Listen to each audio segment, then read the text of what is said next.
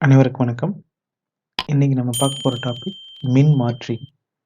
மின்மாற்றி அப்படின்னு சொல்லும்பொழுது, நம்ம வீடுகளில் பயன்படுத்தக்கூடிய ஒரு சாதனம். நம்ம ஃப்ரிட்ஜில் வோல்டேஜ் குறைவாக இருக்கும்பொழுது, அந்த வோல்டேஜை அதிகப்படுத்துறதுக்கு ஸ்டெபிளைசர் அப்படின்னு ஒன்று பயன்படுத்துகிறோம். இது ஒரு மின்மாற்றி. அதே மாதிரி செல்ஃபோன் சார்ஜ் பண்ணுறதுக்கு பயன்படுத்தக்கூடிய அந்த சார்ஜர், அது ஒரு மின்மாற்றியாக செயல்படுது.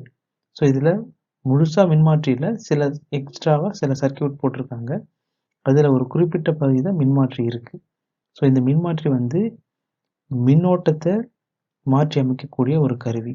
அதாவது மாறுதிசை மின்னோட்டத்தை, அதிக மாறுதிசை மின்னோட்டத்தை குறைவான மாறுதிசை மின்னோட்டமாகவும், குறைந்த மாறுதிசை மின்னோட்டத்தை அதிக மாறுதிசை மின்னோட்டமாகவும் மாற்றக்கூடியது.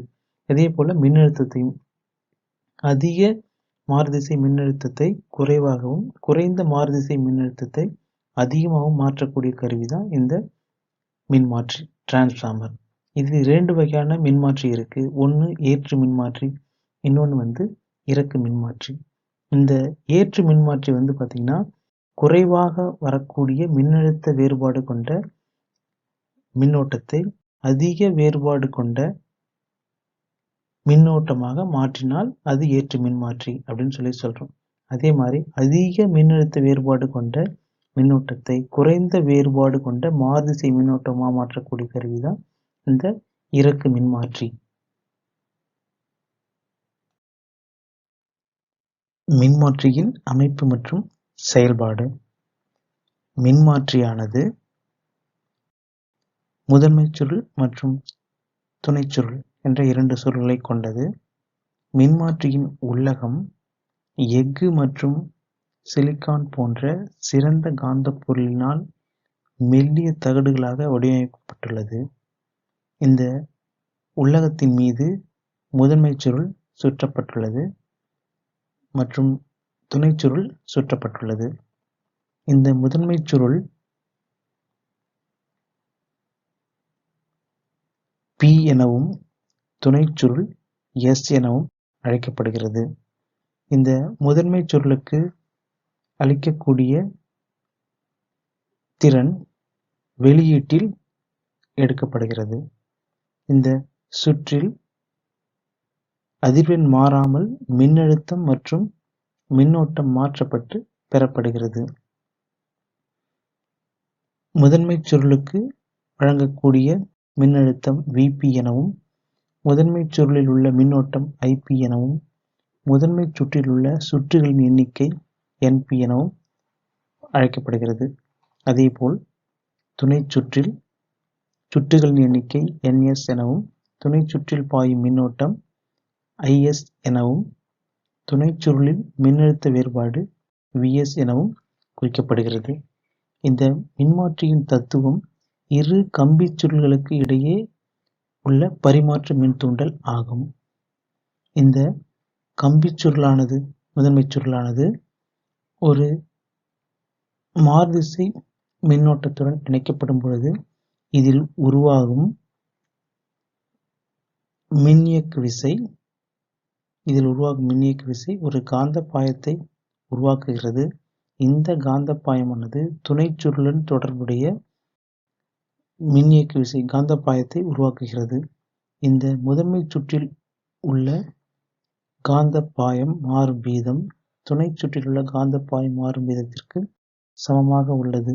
எனவே இதில் உருவாகும் மின்னியக்கு விசை இந்த துணை சுற்றில் உருவாகும் மின்னியக்கு விசைக்கு சமமாக உள்ளது. பாய மாற்றத்தின் விளைவாக, அதாவது முதன்மை சுருள் மற்றும் துணை சுருள் இரண்டிலும் மின்னியக்கு விசை தூண்டப்படுகிறது. இந்த முதன்மை சுற்றில் தூண்டப்படும் மின்னியக்கு விசை பின்னோக்கிய மின்னியக்கு விசை அப்படின்னு எழுதலாம். இதை EP is equal to -NP d∅B/dt. P அப்படின்றது பிரைமரி, N அப்படின்றது முதன்மை சுற்றில் உள்ள சுற்றுகளின் எண்ணிக்கை. அதே போல முதன்மை சுற்றில் அளிக்கப்படும் மின்னழுத்த வேறுபாடு Vp. இதை இங்கேயும் பின்னோக்கிய மின்னியக்கு விசைக்கு சமமாகும். Vp equal to minus Np d phi b by dt. மின்மாற்றியில் உள்ளகத்தில் உள்ள மாறுதிசை காந்தப்பாயத்தின் அதிர்வெண் மின்னழுத்த வேறுபாட்டின் அதிர்வெண்ணுக்கு சமமாகும். அதாவது மின்மாற்றியோட மையத்தில உருவாகக்கூடிய மாறுதிசை காந்தப்பாயத்தின் அதிர்வெண் அந்த மின்மாற்றியின் முதன்மை சுற்றில் அளிக்கப்பட்ட மின்னழுத்த வேறுபாட்டின் அதிர்வெண்ணுக்கு சமமாகும். அதேபோல துணை சுற்றில் உருவாகும் மின்னியக்கு விசையும் முதன்மை சுற்றில் அளிக்கப்பட்ட மின்னழுத்த வேறுபாட்டின் அதிர்வெண்ணுக்கு சமமாக இருக்கும். ES equal to minus NS d phi b by dt. NS NP முதன்மை சுற்று மற்றும் இரண்டாம் சுற்றுகளின் எண்ணிக்கை. முதன்மை சுருள், துணை சுருள் சுற்றுகளின் எண்ணிக்கை. திறந்த நிலையில் ES equal to VS. VS என்பது துணை சுருள் இடையே உள்ள மின்னழுத்த வேறுபாடு. VS equal to minus NS d phi b by dt. VS by VP equal to NS by NP equal to K. K என்பது மின்னழுத்த மாற்ற விகிதம். ஸோ இந்த சமன்பாடு எப்படி வந்துச்சு அப்படின்னு பார்த்தீங்கன்னா, VS is equal to minus NS d phi b dt divided by VP, that is equal to minus N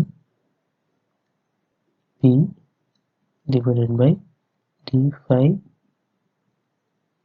b by dt. இந்த d phi by dt cancel, இந்த d phi by dt cancel, இந்த minus cancel. So அதான் VS by VP is equal to NS by NP is equal to K அப்படின்னு எழுதியிருக்கோம். So ஒரு லட்சிய மின்மாற்றி உள்ளீடு திறன் வெளியீடு திறன் சமமாக இருக்கும். அதாவது இழப்பு எதுவுமே இல்லாமல் இருக்கும் அப்படின்னு நம்ம சொல்கிறோம். ஸோ உள்ளீடு திறன் IP is equal to வெளியீடு திறன் VS IS. ஸோ IP மற்றும் IS என்பவை முதன்மை சுருள் மற்றும் துணை சுருளில் உள்ள மின்னோட்டம். ஸோ இந்த சமன்பாட்டில் மாற்றி எழுதும்போது VS by VP is equal to NS by NP is equal to IP by IS. இதை கேப்ஸில் எழுதுகிறோம்.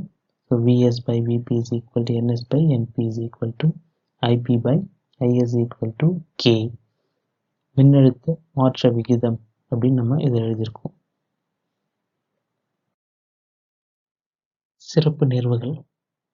NS greater than NP, அதாவது துணை சுற்றில் உள்ள சுற்றுகளின் எண்ணிக்கை முதன்மை சுற்றை விட அதிகமாக இருந்தது அப்படின்னா கேவோட மதிப்பு 1ஐ விட அதிகமாக இருக்கும். ஸோ அப்போ துணை சுற்றில் மின்னழுத்தம் அதிகமாக இருக்கும், அதே மாதிரி துணை சுற்றில் மின்னோட்டம் குறைவாக இருக்கும். இதற்கு ஏற்று மின்மாற்றி என்று பெயர். ஸோ இதில் மின்னழுத்த வேறுபாடு அதிகரித்து மின்னோட்டம் குறைகிறது. அதே போல துணை சுற்றில் சுற்றுகளின் எண்ணிக்கை குறைவாக இருந்து கேவோட மதிப்பு குறைவாக இருக்கும், 1ஐ விட குறைவாக இருக்கும். ஸோ அப்போ துணை சுற்றில் மின்னழுத்தம் குறைவாக இருந்து துணை சுற்றில் மின்னோட்டம் அதிகமாக இருந்தது அப்படின்னா இதற்கு இறக்கு மின்மாற்றி என்று பெயர். இதில் மின்னழுத்த வேறுபாடு குறைகிறது மற்றும் மின்னோட்டம் அதிகரிக்கிறது. ஸோ இது இறக்கு மின்மாற்றி, இது ஏற்று மின்மாற்றி. கேவோட மதிப்பு 1ஐ விட அதிகமாக இருந்தால் அதற்கு ஏற்று மின்மாற்றி, கேவோட மதிப்பு 1ஐ விட குறைவாக இருந்தால் அதற்கு இறக்கு மின்மாற்றி என்று பெயர். ஸோ ஏற்று மின்மாற்றி பொதுவாக நம்ம ஸ்டெபிளைசராக யூஸ் பண்ணுவோம். இறக்கு மின்மாற்றி நம்ம சார்ஜிங் டிவைசஸ், அதாவது 220 வோல்ட்லேருந்து அதை விட குறைவாக வோல்ட் பயன்படுத்தக்கூடிய அந்த சாதனத்தை தான் நம்ம இறக்கு மின்மாற்றி அப்படின்னு நம்ம சொல்கிறோம். நன்றி.